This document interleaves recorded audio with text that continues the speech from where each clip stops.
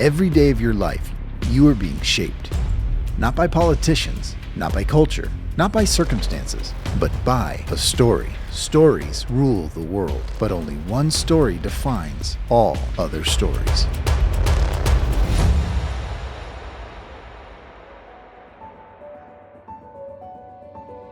D.L. Moody, that 19th century American evangelist toward the end of his life, he one time said this: "Our greatest fear should not be of failure, but of succeeding at something that doesn't really matter." Let that sit for just a moment with you, because you and I know exactly, I think, what he's describing. It's that underlying sense, right? That subtle ache that's underneath all the busyness of our lives. We all know that feeling that our lives are overflowing, but somehow they don't really seem to be full of the things that actually really matter. We push, we grind, we check every single box. Our calendars can be packed. But still, there's that nagging small voice, right? And it whispers into our ears, is this all that there is?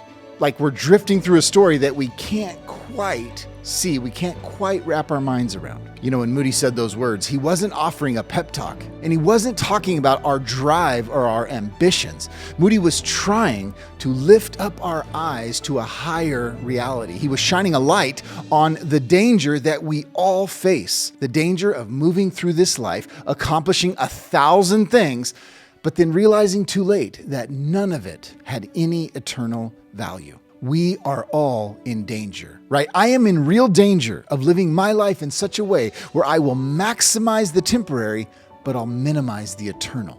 Moody understood this. He knew that our greatest fear shouldn't be failure. No, our greatest fear should actually be success. Success in the things that are irrelevant to eternity, things that the world, listen, they will applaud you for.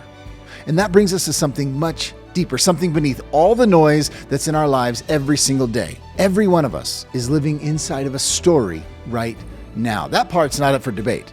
But the real question is this: are you awake to the story that you were born into? You know, even the closest followers of Jesus, the ones that knew him personally and the ones that loved him the most, even they struggled to see the story that they were living in. There's this crazy moment in scripture, right? And it captures this scenario so perfectly. You can read about it in Luke 24.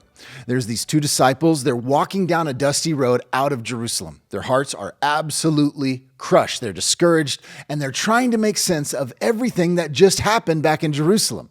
The crucifixion, there's these reports now of an empty tomb, rumors that women might have actually seen Jesus alive. And as they're talking with each other about all these things down the road, the risen Jesus himself comes up beside them, starts walking with them, and he just listens. He hears their confusion. He hears their questions, and he just lets them talk. But these two men, they can't recognize Jesus. And a better way to say this might be that they can't understand their own moment. They couldn't see the story that they were living in right then. It's totally wild when you think about it, right? They had the facts, they knew the scriptures, they had spent years with Jesus himself, but none of it connected. That is, not yet. So what does Jesus do?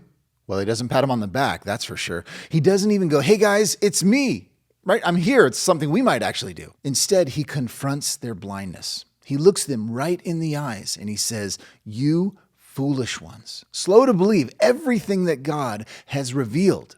In that moment, those words must have cut deep, but they weren't meant to crush them. They were meant to actually wake them up.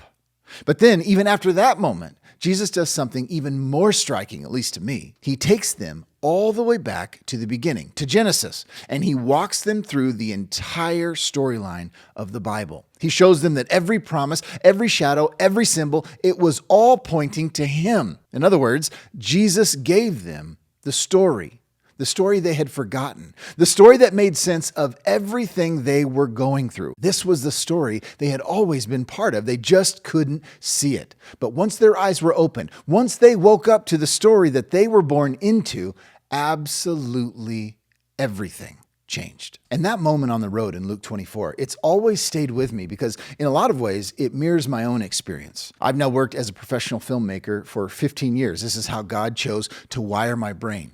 And filmmakers, they see arcs. They notice story patterns. They pay close attention to how meaning builds from scene to scene. And over the years, I've realized something about the Bible. Most Christians, listen, they don't struggle because their faith is weak. They struggle because they've never seen the story.